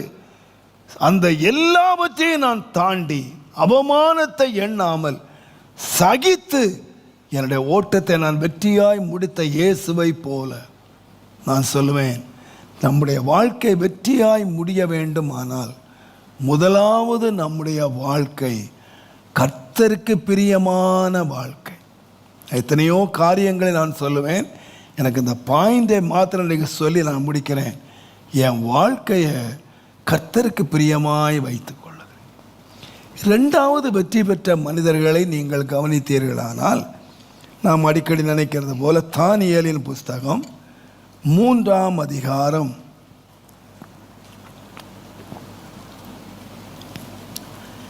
28வது வசனத்தை நாம் வாசிப்போமானால், தானியேலின் புஸ்தகம் 3ஆம் அதிகாரம் 27ஆம் வசனம். தேசாதிபதிகளும் அதிகாரிகளும் தலைவரும் ராஜாவின் மந்திரிகளும் கூடி வந்து அந்த புருஷருடைய சரீரங்கள் மேல் அக்கினி பலன் செய்யாமலும் அவர்களுடைய தலைமயிர் கருகாமலும் அவர்களுடைய சால்வைகள் சேதப்படாமலும் அக்கினியினுடைய மனம் அவர்களிடத்தில் வீசாமலும் இருந்ததை கண்டார்கள். இது ஒரு பெரிய வெற்றி. நான் நினைத்த அளவில் நீங்கள் பார்த்தீங்கன்னா, நாங்கள் ஆராதிக்கிற தேவன் எங்களை தப்புவிக்க வல்லவர். அவர் தப்புவிக்காமலே போயிட்டாலும் நாங்கள் நீ சொல்கிற சிலையை நாங்கள் வணங்க மாட்டோம் என்று அவர்கள் சொன்னார்கள். ஆனால் ராஜா மிகுந்த கோபமாக அந்த அக்கினி சூளையினுடைய சூட்டை 7 மடங்கு அவன் அதிகமாக்கினான். இந்த 3 பேரையும் சால்வைகளோடு கட்டி அவர்களை அக்கினிக்குள்ளாக தூக்கி எரிய போனவர்களை நீங்கள் பார்த்தீர்களானால், அங்கே சொல்லப்படுகிறது 3ஆம் அதிகாரம் 22ஆம் வசனத்தை வாசிங்கன்னா, ராஜாவினுடைய கட்டளை கடுமையாக இருந்தபடியினால் சூளை மிகவும் சூடாக்கப்பட்டிருந்தபடியினாலும் அக்கினி ஜுவாலையானது சாத்ராக், மேஷாக், ஆபேத்நேகோ என்பவர்களை தூக்கி கொண்டு போன புருஷனை என்ன செய்தான்? தோற்று போயிட்டாங்க. இந்த அக்கினியில் யார் தோற்று போயிட்டா அப்படின்னு சொன்னால், இவனை போடுறதுக்காக தூக்கிட்டு போனாங்களே நல்ல பலசாலியான வீரர்கள், இவர்கள் தோற்று போனார்கள். இவர்கள் நல்ல பலசாலிகள், அவர்களை தூக்கி கொண்டு போனவர்கள் அழிந்து போனார்கள். ஆனால் இந்த என்னென்ன வார்த்தை பயன்படுத்தப்பட்டிருக்கு பாருங்க. அவர்கள் தேவனுடைய நாமத்துக்கு மகிமை உண்டாவதாக அவர்களுடைய சரீரங்கள் மேல் அக்கினி பலன் செய்யவில்லை, அவர்களுடைய தலை முடி கூட என்ன செய்யலைன்னா கருகவில்லை, அவர்கள் போட்டிருந்த சால்வை கூட சேதப்படலை, அக்கினியினுடைய வாசனை கூட மேலே வரல. எங்கிருந்து வந்தாங்க? அக்கினிக்குள்ள இருந்து வெளியே வந்தாங்க. இந்த எரிகிற அக்கினி சூளைக்குள்ளேருந்து வெளியே வர்றாங்க, வெற்றியோடு வர்றாங்க. வேதம் சொல்லுது, இந்த அக்கினியினுடைய வாசனை கூட அவர்கள் மேலே படலை. அந்த அக்கினியிலிருந்து வெளியே வந்தாங்கன்னு சொல்லலை, நான் சொல்லுவேன் அக்கினியிலிருந்து வெற்றியோடு வெளியே வந்தாங்க. இந்த அக்கினி அவர்களை பட்சிக்கவோ இந்த அக்கினி அவர்களை தொடவோ இல்லை. நான் சொல்லுவேன், இந்த அக்கினி எப்படி ஜெயித்தாங்க? அவர்கள் ஜெயித்தார்களா? இல்லை. நான் சொல்லுவேன், கர்த்தருடைய வேதம் மிக தெளிவாக அடுத்த வசனம் சொல்லுகிறது. அப்பொழுது நேபுகாத்நேச்சார் வசனித்து, சாத்ராக், மேஷாக், ஆபேத்நேகோ என்பவருடைய தேவனுக்கு ஸ்தோத்திரம், அவர்கள் தங்கள் தேவனை தவிர வேறொரு தேவனை சேவித்து பணியாமல் அவரையே நம்பி ராஜாவின் கட்டளையை தள்ளி தங்களுடைய சரீரங்களை என்ன செய்தாங்களா? ஏன் சரீரத்தின் மேலே அந்த அக்கினி பலன் செய்யலை? ஏன் அந்த வஸ்திரத்தின் மேலே பலன் செய்யலை? ஏன் அந்த தலை முடியின் மேலே அக்கினி பலன் செய்ய முடியலைன்னு சொன்னால், கர்த்தருடைய வேதம் சொல்லுது, அவங்க இந்த சரீரத்தை யார்கிட்ட ஒப்பு கொடுத்துட்டாங்க அப்படின்னு சொன்னால், தேவனிடத்திலே சரீரத்தை ஒப்பு கொடுத்தபடியினாலே அவங்க தோற்று போனவங்களா வரல. அவங்க யாரா வந்தாங்கன்னா ஜெயித்தவங்களா வந்தார். தேவன் அவர்களுக்கு எப்போ ஜெயத்தை கொடுத்தார் என்று சொன்னால், இந்த யுத்தத்தை, இந்த அக்கினியை எதிர்க்கிறதுக்கு தங்களுடைய பலத்தை நம்பி இருந்தாங்கன்னா அவங்க எரிஞ்சு சாம்பலா போயிருப்பாங்க. இந்த அக்கினி பக்கத்திலே அவர்கள் போக முடியாமலே இருந்திருக்கும். ஆனால் அக்கினிக்குள்ளேயே அவர்கள் போனாலும் அவங்க ஏன் அழிஞ்சு போகலைன்னு சொன்னால், தங்களுடைய சரீரங்களை அவர்கள் என்ன செய்தாங்கன்னு கேட்டிங்கன்னா ஆண்டவருக்கு ஒப்பு கொடுத்துட்டாங்க. நான் சொல்லுவேன், ஆண்டவருக்கு நம்முடைய சரீரங்களை ஒப்பு கொடுக்கிறது என்பது லகுவான காரியம் அல்ல. தேவனுடைய நாமத்துக்கு மகிமை உண்டாவதாக. ஆகையினாலே தான் அப்போ ரோமர் 12ஆம் அதிகாரம் 1ஆம் வசனத்திலே உங்கள் சரீரங்களை நீங்கள் ஒப்பு கொடுங்கள், அதுதான் நீங்கள் செய்யக்கூடிய புத்தி உள்ள ஆராதனை. நாம் என்ன செய்துட்டோம்னா நம்முடைய ஆத்மாவை ஒப்பு கொடுத்துட்டோம். ஆண்டவரே என்னுடைய இருதயத்தை ஒப்பு கொடுக்குறேன்னு சொல்கிறோம், என் பணத்தை ஒப்பு கொடுக்குறேன்னு சொல்கிறோம், என் பொருளை ஒப்பு கொடுக்குறேன்னு சொல்கிறோம், என்னத்தெல்லாமோ ஒப்பு கொடுக்குறோம். ஆனால் நாம் எதை ஒப்பு கொடுக்கறது இல்லை என்று சொன்னால் நம்முடைய சரீரங்களை நாம் ஒப்பு கொடுக்கறது இல்லை. நான் சொல்லுவேன், கர்த்தருடைய வேதம் மிக தெளிவாக சொல்லுகிறது. யார் ஜெயம் எடுத்தார்கள் என்று சொன்னால், முதலாவது பிரியமாக வாழ்ந்தவர்கள், இரண்டாவதாக ஒரு ஒப்பு கொடுக்கிற ஒரு கூட்டம் இருக்கிறது என்பதை நீங்கள் மறந்துவிடக்கூடாது. ஆகையினாலே தான் அப்போஸ்தலனாகிய பவுல் எழுதும்போது நாம் அடிக்கடி கவனித்தாலும் 2 தீமோத்தேயு 1ஆம் அதிகாரம் தயவு செய்து 12வது வசனத்தை நீங்கள் வாசிப்பீர்களானால், 2 தீமோத்தேயு 1ஆம் அதிகாரம் 12ஆம் வசனத்திலே, கர்த்தருடைய நாமத்துக்கு மகிமை உண்டாவதாக, நீங்கள் இந்த 12ஆம் வசனத்தை வாசிப்பதற்கு முன்பதாக நீங்கள் 9ஆம் வசனத்திலிருந்து நீங்கள் வாசித்தால் நன்றாய் விளங்கும். அவர் நம்முடைய கிரியைகளின்படி நம்மை ரட்சிக்காமல் தம்முடைய தீர்மானத்தின்படியும் ஆதிகாலம் முதல் கிறிஸ்து இயேசுவுக்குள் நமக்கு அருளப்பட்ட கிருபையின்படியும் நம்மை ரட்சித்து பரிசுத்த அழைப்பினாலே அழைத்தார். நம்முடைய இரட்சகராய் இயேசு கிறிஸ்து பிரசன்னமானதினாலே அந்த கிருபை இப்பொழுது வெளிப்படுத்தப்பட்டிருக்கிறது. அவர் மரணத்தை பரிகரித்து ஜீவனையும் அழியாமையும் சுவிசேஷத்தினாலே வெளியரங்கமாக்கினார். அதற்கு நான் பிரசங்கியாகவும் அப்போஸ்தலனாகவும் புறஜாதியாருக்கு போதகனாகவும் நியமிக்கப்பட்டேன். ஆதி நிமித்தம் இந்த பாடுகளையும் நான் அனுபவிக்கிறேன். ஆயினும் நான் வெட்கப்படுகிறதில்லை, ஏனென்றால் நான் விசுவாசித்திருக்கிறவர் இன்னார் என்று அறிவேன். நான் அவரிடத்திலே ஒப்பு கொடுத்ததை அவர் இந்நாள் வரைக்கும் அந்நாள் வரைக்கும் என்ன செய்வார்? நீங்கள் 3 காரியங்களை வாசிக்கலாம். ஆண்டவர் செய்த கிரியைகள். முதலாவது, தேவன் என்னை ரட்சித்தார். இரண்டாவதாக, தேவன் என்னை அழைத்தார். மூன்றாவதாக, தேவன் என்னை நியமித்தார். இந்த வாசனை நீங்கள் இந்த வசனத்தில் இந்த 3 காரியங்களை இங்கே அறியலாம். இயேசு என்னை ரட்சித்தார், இயேசு என்னை அழைத்தார், இயேசு என்னை நியமித்தார். இவைகள் எல்லாமே என்னுடைய கிரியைகளாலே நடக்கல. என்னை ரட்சிப்புக்கு நான் ஒப்பு கொடுத்தேன், அவர் என்னை அழைத்த போது நான் ஒப்பு கொடுத்தேன், அவர் நியமித்த போது நான் ஒப்பு கொடுத்தேன். நான் அதே ஒப்பு கொடுத்தலை. ஆண்டவரே, என்னுடைய கடைசி வரைக்கும் நான் ஒப்பு கொடுப்பேன், ஆனால் அவர் அந்நாள் வரைக்கும் காத்து கொள்ளுவார். நான் நினைக்கிறேன் இந்த விஷயத்தில் ஆபிரகாம் நமக்கு ஒரு நல்ல பாடம்.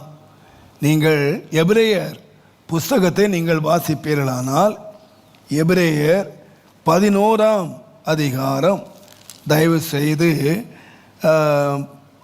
17ஆம் வசனத்தை நீங்கள் வாசித்தீங்கன்னா, விசுவாசத்தினாலே ஆபிரகாம் தான் சோதிக்கப்பட்ட போது ஈசாக்கை பலியாக என்ன செய்தாரா? ஒப்பு கொடுத்தார். ஈசாக்கை பலியாக தேவனுக்கு ஒப்பு கொடுத்தார். யாரு? ஆபிரகாம். தான் பிள்ளைய 100 வயதில் பெற்ற ஒரு தன்னுடைய பிள்ளையை ஆண்டவருக்கு ஒப்பு கொடுத்தார். இன்றைக்கி நம்ம என்ன சொல்லுவோம்னா, பிள்ளைய ஊழியத்துக்கு ஒப்பு கொடுத்தேன்னு சொல்லுவோம். என் பிள்ளை எத்தனையோ காரியங்களுக்கு ஒப்பு கொடுக்குறீங்க.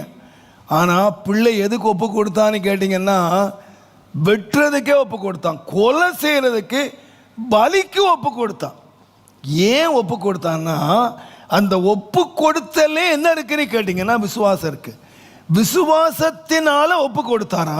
ஏன், என்ன விசுவாசம்? நீங்கள் பாருங்கள், ஆண்டவர் என்ன சொல்லியிருக்கிறார்னு கேட்டிங்கன்னா, மேலும் ஈசாக்கினிடத்திலே உன்னுடைய சந்ததி விளங்கும் என்று சொல்லப்பட்டிருந்தது. இப்படிப்பட்ட வாக்குத்தத்தங்களை பெற்றவன் மரித்தோரிலிருந்து எழுப்ப தேவன் வல்லவராய் இருக்கிறார் என்று எண்ணி தனக்கு ஒரே பேரானவனையே என்ன செய்தான்? ஏன் ஒப்பு கொடுத்தான்? ஆண்டவர் சொல்லியிருக்காரு, இந்த ஈசாக்கிடத்திலே என்னுடைய சந்ததி விளங்கும் அப்படின்னு சொல்லிருக்காரு. இவன் மூலமாக ஒரு சந்ததி நட்சத்திரங்களை போல பெருகும் அப்படின்னு வாக்கு தத்தம் கொடுத்துருக்கு. ஆனால் இப்போ அதே வாக்கு தத்தம் பண்ணின ஆண்டவர் தான் சொல்கிறாரு, நீ இவனை பலிபீடத்தில் கொண்டு போய் வெட்டு, பலி செலுத்து அப்படின்னு சொல்கிறாரு. இவர் பார்க்குறாரு, ஆண்டவர் வாக்கு மாறவே மாட்டார், ஆண்டவர் வல்லவர். என் பிள்ளைய கொண்டு போய் ஆண்டவர் சொல்லுகிறபடி இந்த பலிபீடத்திலே நான் கொண்டு போய் வெட்டி அவனை கொலை செய்தாலும் இந்த தேவன் யாருன்னு கேட்டிங்கன்னா, எனக்கு இன்னொரு ஈசாக்கை தருவார் என்று சொல்லலை. அவனுடைய விசுவாசம் என்னன்னு கேட்டிங்கன்னா, தேவன் வாக்கு தத்தம் பண்ணியிருக்காரு, இந்த ஈசாக்கின் மூலமாக உன் சந்ததி விளங்கும்னு சொல்லியிருக்காரு. நாம் போய் இவனை பலிபீடத்திலே வெட்டினாலும் அவன் எப்படி வருவான்னு கேட்டிங்கன்னா, அவனை உயிரோடு எழுப்புவதற்கு தேவன் வல்லவர். ஏன்னா அவர் வாக்கு பண்ணியிருக்கிறார், இவன் மூலமாக சந்ததி விளங்கும் என்று சொல்லியிருக்கார். அவர் கண்டிப்பாக இந்த ஈசாக்கை நான் வெட்டி போட்டாலும் தேவன் அவனை உயிரோடு எழுப்பி அவனுக்கு என்ன தருவார்னு கேட்டிங்கன்னா, இந்த சந்ததியை விளங்க பண்ணுவார் என்று விசுவாசித்தான். ஆகையினால் தன் பிள்ளைய தைரியமாக விசுவாசத்தோடு அவன் வெட்டுவதற்கு போனான். ஆகையினாலே தான் 2 வேலைக்காரர்களை அவன் கூட்டி கொண்டு போனான். போகும்போது தன்னுடைய பிள்ளையை அவன் கூட்டி கொண்டு அவன் போகும்போது வேலைக்காரர்களை கூட்டி கொண்டு போனான். அந்த வேலைக்காரர்கள் ஒரு குறிப்பிட்ட இடம் வரைக்கும் வந்தபோது அந்த வேலைக்காரர்களை நிறுத்திட்டு அவன் சொன்னான், நாங்கள் பலியை செலுத்தி திரும்பி வருவோம் என்று சொன்னான். வருவேன் என்று சொல்லலை, நாங்கள் திரும்பி வருவோம், தேவனுடைய நாமத்துக்கு மகிமை உண்டாவதாக. நான் நினைக்கிறேன், இதை சாராளிடத்தில் கூட அவன் சொல்லாமல் அவன் அதிகாலையில் புறப்பட்டு போனதுன்னு கேட்டிங்கன்னா, நான் பிள்ளையோட திரும்ப வருவேன், பிரச்சனை வராது, குடும்பத்தில் பிரச்சனை வராது, நான் என் பிள்ளையை ஒப்பு கொடுத்துட்டு அப்படியே அவனை கொண்டுட்டு வர மாட்டேன், என் பிள்ளையோடு நான் திரும்ப வருவேன். அப்போ நான் நினைக்கிறேன், அருமையான கர்த்தருடையவர்களே, நம்முடைய வாழ்க்கைகளிலே கர்த்தர் நமக்கு வாக்கு தத்தம் பண்ணி இருக்கிறார். அநேக வேளைகள் நீங்கள் எடுத்து பாருங்கள், கர்த்தருடைய பிள்ளைகளாகிய தம்முடைய சீஷர்களை அவர்கள் கப்பலிலே போகும்போது அவர் முதல்லையே சொன்னார், அக்கறைக்கு போவோம் வாருங்கள் என்று தான் சொன்னார். ஆனால் அக்கறைக்கு போகிற வழியிலேயே பலவிதமான பிரச்சனைகள் வந்த போதும் அவங்க ஏன் கலங்கினாங்க அப்படின்னு கேட்டிங்கன்னா, நான் தாழ்மையாக சொல்லுவேன், அவர்கள் அந்த அக்கறைக்கு போவோம் என்ற வார்த்தையை அவங்க நம்பல, சூழ்நிலையை பார்த்தாங்க. நான் சொல்லுவேன், கர்த்தர் நமக்கு வாக்கு தத்தம் கொடுத்திருப்பார், ஆனால் அந்த வாக்கு தத்தத்தை நீங்கள் நம்பி நீங்கள் உங்களை அர்ப்பணிப்பீர்கள், ஆனால் நான் சொல்லுவேன், தேவனுடைய நாமத்துக்கு மகிமை உண்டாவதாக. கிறிஸ்தவ வாழ்க்கை என்று சொல்லுகிறது ஒரு அர்ப்பணிப்பினுடைய வாழ்க்கை. என்னை ஒப்பு கொடுக்கிறேன் ஆண்டவரே. இந்த சாத்ராக், மேஷாக், ஆபேத், நேகோ தங்களை தேவனுக்கு அர்ப்பணித்தார்கள், தங்கள் சரீரங்களை ஒப்பு கொடுத்தார்கள். எங்கள் தேவன் யார் என்றால் எங்களை தப்புவிக்க வல்லவர். அவர்கள் அக்கினியை ஜெயித்தவர்களாக நின்றார்கள். முதலாவது ஒரு கூட்டத்தார் இருக்கிறார்கள், தங்களுடைய வாழ்க்கையை பிரியமாய் மாற்றினவர்கள். இன்னொரு கூட்டத்தார் இருக்கார்கள், தேவனுடைய வசனத்தை நம்பி, தேவனுடைய வார்த்தையை நம்பி, தேவனுடைய கரத்தை நம்பி அவர் கையிலேயே அர்ப்பணிக்கிற கர்த்தருடைய பிள்ளைகள். அதனால தான் நிறைய நீங்கள் வசனத்தை வாசிக்கலாம். உன் பிள்ளைகளை ஒப்புவி, உன்னுடைய வழியை ஒப்புவி, நீ ஒப்புவி ஒப்புவி என்று சொல்லுகிற நீங்கள் வார்த்தைகளெல்லாம் நீங்கள் கேட்பீங்கன்னா, நீங்கள் கர்த்தர் மேலே ஒப்பு வைத்துட்டு நீ அமைதியாக இரு. நான் சொல்லுவேன், ஒரு மனுஷன் தன்னை ஒப்புவிப்பான், ஆனால் அந்த மனுஷன் எப்படி இருப்பான்னா அமைதியாக உட்கார்ந்துருப்பான். காரியங்கள் எப்படி நடக்கிறது என்று பார்க்கறதுக்கு அமைதியாக உட்கார்ந்துருப்பான். உங்களுக்கு நல்ல ஒரு சம்பவத்தை சொல்வேன். ஆனால் இந்த ரூத்து பாருங்க, அந்த மோவாப் தேசத்தை விட்டு வரும்பொழுது அவள் சொன்னா, மாமியார் உனக்கு என்கிட்ட ஒரு நன்மையுமே கிடைக்காதுன்னு சொன்னான். ஆனாலும் அவள் சொன்னா, நீ சாகிற இடத்துலையே நான் சாவேன், அந்த தேவன்தான் என்னுடைய தேவன் சொல்லி நம்பி வந்தாள். ஒரு நாள் அவள் சொன்னா, அம்மா நீ இவ்வளோ நன்மை செய்கிற, நான் உனக்கு நன்மை செய்யணும் என்று சொன்னபோது நான் நினைக்கிறேன், அவள் சொன்னா, நீ நல்லா குளிச்சுட்டு ட்ரெஸ் மாற்றிட்டு ராத்திரியில் போவாஸ் என்கிற ஒருத்தன் அந்த வயல்வெளியில் படுத்திருப்பான், நீ அவனிடத்திலே போய் அவன் பாதத்தில் படுத்து அவன் போர்வையை போத்திக்கொள், அவன் என்ன சொல்லுகிறான் என்று கேள் என்று சொல்லிட்டு வந்துட்டா. இவ சொன்னபடியே அவள் செய்து அந்த போவாஸுக்கு தன்னை அர்ப்பணித்து விட்டு வந்தாள். நான் சொல்லுவேன், அந்த அம்மா சொல்கிறாங்க, நீ அமைதியாக இரு, நீ அவங்ககிட்ட சொல்லிட்டல்ல, அவங்ககிட்ட ஒப்பு கொடுத்துட்டல்ல, அவங்ககிட்ட உன்னுடைய காரியங்களை சொல்லிட்டல்ல, நீ அமைதியாக இரு, உன் காரியத்தை முடிக்கிற வரைக்கும். யார் அமைதியாக இருக்க மாட்டார்னா அவன் அமைதியாக இருக்க மாட்டான். நீ எப்படி இரு, நீ ஒப்பு கொடுத்துட்டியா, ஆண்டவர் உனக்கு அவர் பாதத்தில் ஒப்பு கொடுத்துட்டியா, நீ ஒன்றுக்குமே கவலைப்படாம நீ எல்லாவற்றையும் அவருக்கு சொல்லிட்டியா, ஒப்பு கொடுத்துட்டியா, அமைதியாயிரு. படகை ஓட்டுகிறவர் அவர், சுக்கானை பிடித்திருக்கிறவர் அவர். கர்த்தருடைய நாமத்துக்கு மகிமை உண்டாவதாக. நம்முடைய ஒப்பு கொடுத்தல் என்ற வாழ்க்கை என்று சொல்லுகிறத நான் சொல்லுவேன். அமைதியாக இருக்கிறார்கள். எப்படி நடக்கிறது பார்க்கலாம், கர்த்தர் எப்படி அதை செயல்படுத்துகிறார் என்று பார்க்கலாம். அருமையானவர்களே, கர்த்தர் மேல் நம்பிக்கையாயிருக்கிற மக்கள் திடமனதாயிருக்கிறார்கள்.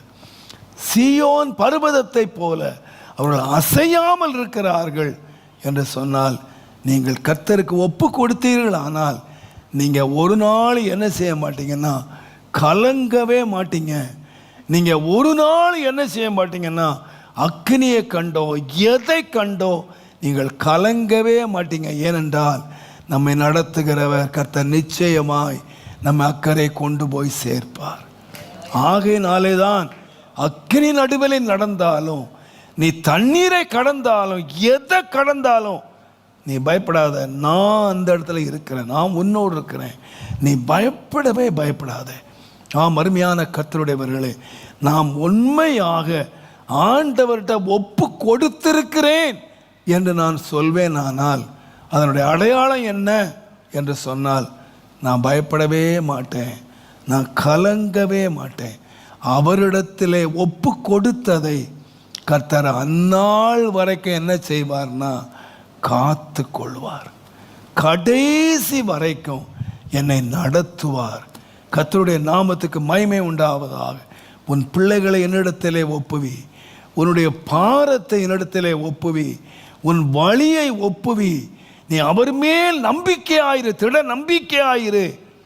நான் சொல்லுவேன், அவரிடத்தில் நீங்கள் ஒப்பு கொடுத்ததை தான் அவர் காப்பார். அநேக நீங்கள் ஒப்பு கொடுத்துட்டாங்க, ஆனால் தங்கள் பக்கத்தில் வைத்து இது எப்படி நடக்குமோ, நான் சொல்வேன், நீங்கள் ஒப்பு கொடுத்துட்டீங்களா, கர்த்தர் எனக்காக எல்லாவற்றையும் செய்து முடிப்பார். நம்முடைய தேவன் முடிப்பார். என் பிள்ளைய அந்த பலிபீடத்திலே கொண்டு வந்து வைத்தாலும், நான் கொன்றே போட்டாலும் என் பிள்ளைய உயிரோடு எழுப்பி தம்முடைய வாக்கு தத்தத்தை நிறைவேற்றுவதற்கு தேவன் வல்லவர். அல்லேலூயா. மரித்தோரிலிருந்து எழுப்ப தேவன் வல்லவர். தேவனுடைய நாமத்துக்கு மகிமை உண்டாவதாக. நீங்கள் ஒப்பு கொடுத்து விட்டு நீங்கள் அமைதியாய் உட்கார்ந்திருங்கள். கர்த்தர் நான் சொல்லுவேன், உங்களை ஜெயமாக நடத்த தேவன் உண்மை உள்ளவர். கடைசியாக ரோமர் 8ஆம் அதிகாரம், தேவனுடைய நாமத்துக்கு மகிமை உண்டாவதாக.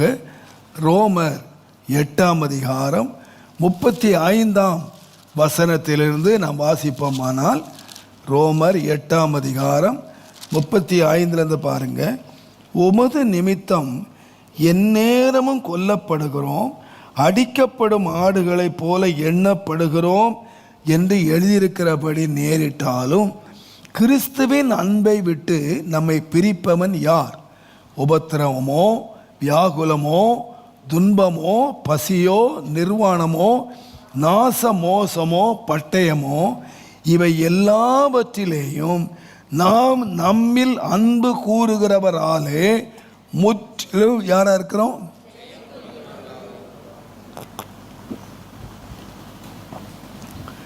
தேவனுடைய நாமத்துக்கு மகிமை உண்டாவதா. நீங்க வாசித்து பாருங்க, பவுல் சொல்றாரு, எந்நேரமும் கொல்லப்படுகிறோம், அடிக்கப்படுகிறோம். எங்களுடைய வாழ்க்கையிலே ஒரு ஆசீர்வாதம் இல்லை. உபத்திரவம், வியாகுலம், துன்பம், பசி, நிர்வாணம், நாச மோசம், பட்டயம்தான் எங்கள் வாழ்க்கையில் வந்தாலும் நாங்கள் யாரா நிற்கிறோம்னு கேட்டிங்கன்னா, இவை எல்லாவற்றிலும் நாங்கள் யாரா நிற்கிறோம்னு கேட்டிங்கன்னா ஜெயம் பெற்றவர்களாய் நிற்கிறோம். எப்படி நான் ஜெயம் பெற்றவர்களாய் நிற்கிறேன் என்று சொன்னால், அவர் சொல்றார், இந்த ஜெயம் எப்படி வந்ததுன்னா என்னிலே அன்பு கூறுகிறவர் இருக்கிறார். பிரச்சனைகள் என்னவாய் இருந்தாலும், பாறை எதுவாய் இருந்தாலும், வழி எதுவாய் இருந்தாலும், நடக்கிற பிரச்சனை எவ்வளவாய் இருந்தாலும், இந்த நடத்துகிறவர் யாருன்னு கேட்டிங்கன்னா என்னை நேசிக்கிறவர், என்னை அன்பு கூறுகிறவர். ஆம் அருமையானவர்களே, அவர் வாக்கு தத்தத்தை நிறைவேற்றுகிறவர் மாத்திரம் அல்ல. நான் சொல்லுவேன், நம்ம கரம் பிடிச்சவர் யாருன்னு கேட்டிங்கன்னா கடைசி வரைக்கும் நம்மிலே அன்பு கூறுகிறவர் என்ற ஒன்றை நீங்கள் வைத்திருப்பீர்களானால் நம்முடைய வாழ்க்கை எப்படி மாறிடும்னு கேட்டிங்கன்னா ஜெயமாக மாறும். நம்மிடத்திலே அன்பு கூறுகிறவராலே நாம் முற்றிலும் ஜெயம் கொள்ளுகிறவர்களாயிருக்கிறோம். வேதம் சொல்லுகிறது, யோவான் எழுதின சுவிசேஷம் 13ஆம் அதிகாரம் 1வது வசனத்தை நீங்கள் வாசிப்பீர்களானால், பஸ்கா பண்டிகைக்கு முன்னே இயேசு இவ்வுலகத்தை விட்டு பிதாவினிடத்திற்கு போகும்படியான தம்முடைய வேளை வந்தது என்று அறிந்து தாம் இவ்வுலகத்தில் இருக்கிற தம்முடையவரிடத்தில் அன்பு வைத்தபடியே முடிவு பரியந்தம் அவர்களிடத்திலே அன்பு வைத்தார். எதுவரைக்கு அன்பு வைத்தார் என்று கேட்டால் கடைசி வரைக்கும் அவர் அன்பு வைத்தவராய் இருந்தார். நான் சொல்ல அருமையானவர்களே, நம்முடைய வாழ்க்கையிலே வந்த அநேக காரியங்கள் நம்மால் விளங்க முடியவில்லை, நம்மால் புரிய முடியவில்லை. எல்லாமே நமக்கு விரோதமாக நடக்கிறது என்பதை நாம் ஒருவேளை நம்முடைய வாழ்க்கை அனுபவத்தில் நாம் பார்த்துருக்குறோங்க. இவர் சொல்லுகிறது போல், பவுல் சொல்கிறது போல, நேரிட்டவைகள் எல்லாம் எனக்கு சாதகமாக நடக்கலை, எல்லாமே எனக்கு விரோதமாக நடக்கு. ஆனால் ஒன்று மாத்திரம் பவுலுக்கு தெரியும், தேவன் தம்மிடத்திலே அன்பு கூறுகிறவர்களுக்கு எல்லாவற்றையும் எப்படி முடிக்கிறார் என்று கேட்டால் நன்மையாகவே முடிக்கிறார். நான் நினைக்கிறேன், தேவனுடைய நாமத்துக்கு மகிமை உண்டாவதாக, தேவன் நம்மை நடத்துகிற பாதைகள் விளங்காமல் இருக்கலாம். நீங்கள் யோசிச்சு பாருங்க, 17 வயதில் இந்த யோசேப்பு என்கிற ஒரு வாலிபன், ஒரு இளம் பையன், கர்த்தர் அவங்கிட்ட சொன்னார், உன்னை எல்லாரும் வணங்குவாங்க, உன் சகோதரர் வணங்குவாங்க, உன் பெற்றோர் உன்னை வணங்குவாங்க, அப்படின்னு தேவன் வாக்கு தத்தம் பண்ணினார். ஆனால் வாக்கு தத்தம் பெற்ற நாளிலே இருந்து அவன் வாழ்க்கையிலே அவன் அனுபவித்த அனுபவத்தை பார்த்தீங்கன்னா அதுக்கு எந்த அனுகூலமான காரியமும் இல்லை. அவன் உயர்வு வரும் என்ப சொல்வதற்கு எந்த அனுகூலம் இல்லை. கர்த்தர் வந்து ஒரு பெரிய எல்லாரும் வணங்கத்தக்கதாக ஒரு பெரிய உயர்வை கொடுத்ததுக்கு ஸ்டெப் பை ஸ்டெப் படிப்படியாக கர்த்தர் உயர்த்தியிருக்கணும். ஆனால் எந்த அனுகூலமும் இல்லை. நான் சில வேளைகளில் யோசிப்பேன், கர்த்தர் என்னை ஆசீர்வதித்தார்னா படிப்படியாக என்னை ஆசீர்வதித்தார். ஆனால் அவனை படிப்படியாக ஆசீர்வதிக்கல, படிப்படியாய் வீழ்ச்சியை சந்தித்தான். சகோதரர் பொறாமை கொள்ளுகிறார்கள், அப்பா பொறாமை கொள்ளுகிறார். அவன் 20 வெள்ளிக்காசுக்கு விற்கப்படுகிறான். இதுவரைக்கும் செல்ல குமாரனாய் இருந்தவன் இப்போ அடிமையாக மாறுகிறான். அடிமையாக மாறி சரி அடிமை தான் வேலை செய்யலான்னு கேட்டால் கடைசியில் அவனது விபச்சாரக்காரனாக பெயர் சூட்டப்பட்டு ஜெயிலுக்கு போகிறான். அங்கே உட்கார்ந்த உயர்வுக்கு எந்த வழியும் இல்லை. விடுதலை பெற்றா போதும் என்ற நிலைமைக்கு அவன் வந்துட்டான், சூழ்நிலையே. ஆனால் வேதம் சொல்லுகிறது வசனம் அவனை புடமிட்டது. வசனம் என்ன சொல்லியிருக்கு? உன்னை மேலே வைப்பேன், உன்னை எல்லாரும் போற்றுவார்கள். அவன் அமைதியாய் அவன் சகித்தான். எல்லாரும் நினைக்கலாம் எல்லாம் விரோதமாக நடக்கு, கடவுள் கூட இருக்கிறான்னு சொல்கிறாங்க, ஏன் இந்த அவமானம்?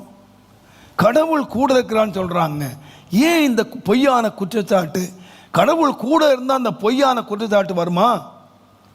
இப்படியெல்லாம் அவமானம் வருமா?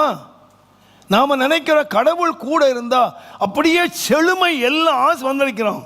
ஆனால் பாரு, கடவுள் கூட இருந்த வேளையில் தேவன் மறக்காமல் எழுதி வைத்திருக்கிற கர்த்தர் அவனோடே எங்க ஜெயிலில்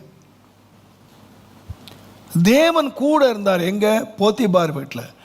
போத்திபார் வீட்டில் கர்த்தர் கூட இருக்கும் பொழுதுதான் அவனுடைய போத்திபாருடைய மனைவி அவன் மேலே பொய்யாய் குற்றஞ்சாட்டுகிறாள். நீங்கள் யோசித்து பாருங்க, இயேசுவோட கூட இருக்கும் மேலே இப்படி அவமானமான பழி வருமா? வரும், வந்தது. இயேசு கூட இருக்கிறவனுக்கு சிறைச்சாலை வருமா? வந்தது. நிந்தைகள் வந்துதா? வந்தது. ஆனால் அவைகள் எல்லாவற்றிலும் அவன் அமைதியாய் இருந்து அவன் எப்பொழுது ஜெயங்கொண்டான் என்று கேட்டால் நான் சொல்லுவேன், நம்ம போகிற பாதை ஒருவேளை நமக்கு விளங்காதா இருக்கலாம். யோபு சொல்லுகிற மாதிரி, நான் தேவனை தேடியும் வலதுபுறம் போனால் காணும், இடதுபுறம் போன காணும்.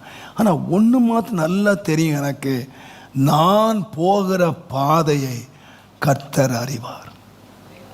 யாருமே நான் பார்க்க முடியலை, என் வழி எனக்கே தெரியலை.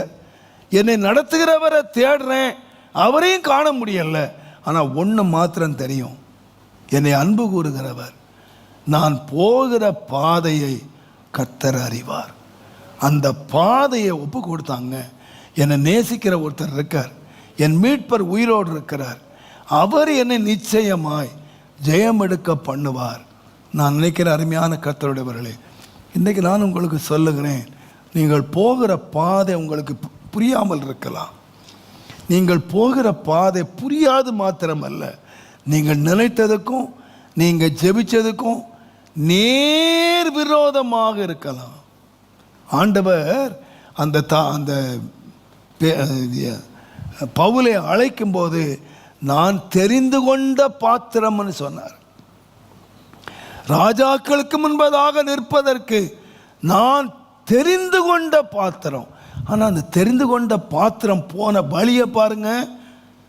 எந்நேரமும் கொல்லப்படுகிறோம், அடிக்கப்படுகிறோம், பட்டயமும் அவமானத்தையும் சந்திக்கிறோம்.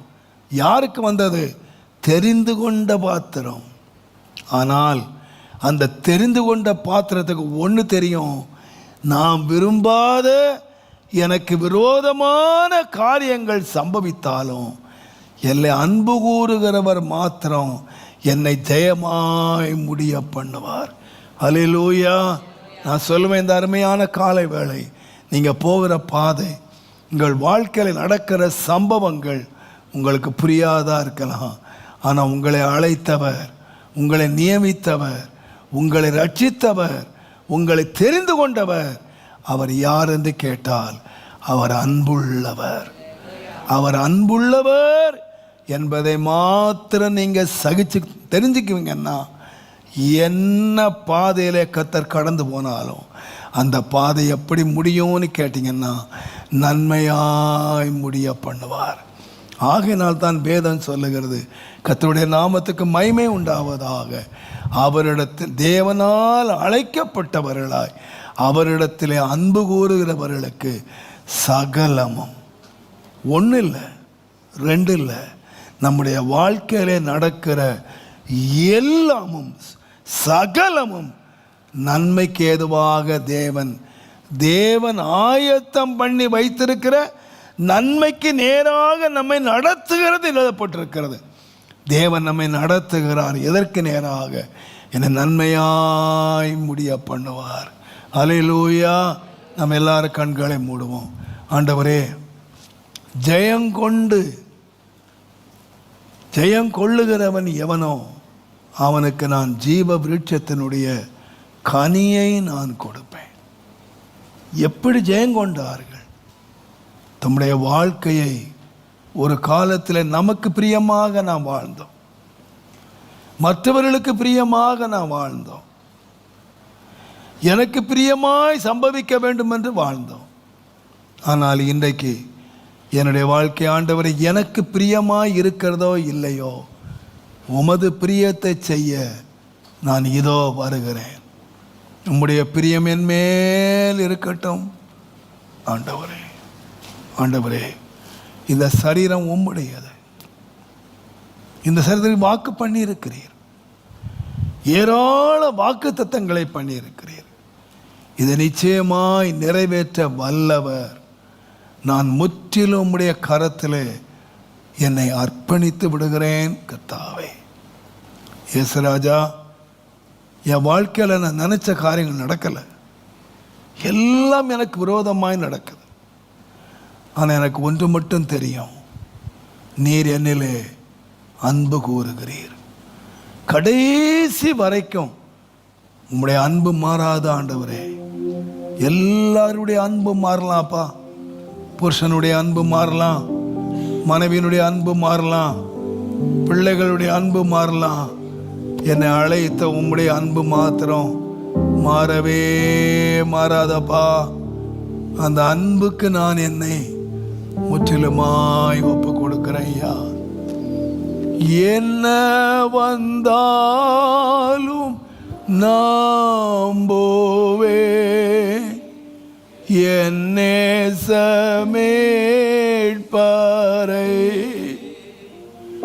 யார் கைவிட்டாலும் செல்வேன் எனது இயேசுவை. ஆகலம் ஆழம் உயரமாய் எவ்வளவு அன்பு கொண்டார். என்ன துன்பங்கள் வந்தாலும் அவர் என்னை கைவிட மாட்டார். அகல ஆழம் உயரமாய் எவ்வளவு அன்பு கொண்டார். என்ன துன்பங்கள் வந்தாலும் அவர் என்னை கைவிட மாட்டார். காக்கும் வல்ல மீட்பர் உண்டெனக்கு, உண்டெனக்கு. காக்கும் வல்ல மீட்பர் உண்டெனக்கு, காத்திடுவார் என்றுமே, காத்திடுவார் என்றுமே. எல்லாரும் எழுந்து சொல்லுவோம். என்னிடத்திலே அன்பு கூறுகிறவராலே நான் முற்றிலும் ஜெயம் கொண்டவனாக நான் இருப்பேன். நான் தோற்றவனாக அல்ல. அவருடைய அன்பை நான் சந்தேகப்படவே மாட்டேன். எல்லாம் எனக்கு விரோதமாய் நடக்கிறது. தேவன் என்னை அழைக்கும் போது நான் தெரிந்து கொண்ட பாத்திரம் என்று சொல்லி அழைத்தார். நான் உன்னை தெரிந்து கொண்டேன். எத்தனையோ ஆயிரங்களுக்கு மத்தியிலே, கோடிக்கணக்கான மக்கள் மத்தியிலே தேவன் என்னை தெரிந்து கொண்டார். ஆனால் எந்நேரமும் கொல்லப்படுகிறேன், எந்நேரமும் அடிக்கப்படுகிறேன், பட்டயத்தையும் அவமானத்தையும் சந்திக்கிறேன். இவைகளெல்லாம் என் வாழ்க்கையில் வந்தாலும் என்னுடைய ஓட்டத்தை தடைப்படுத்தவே முடியாது.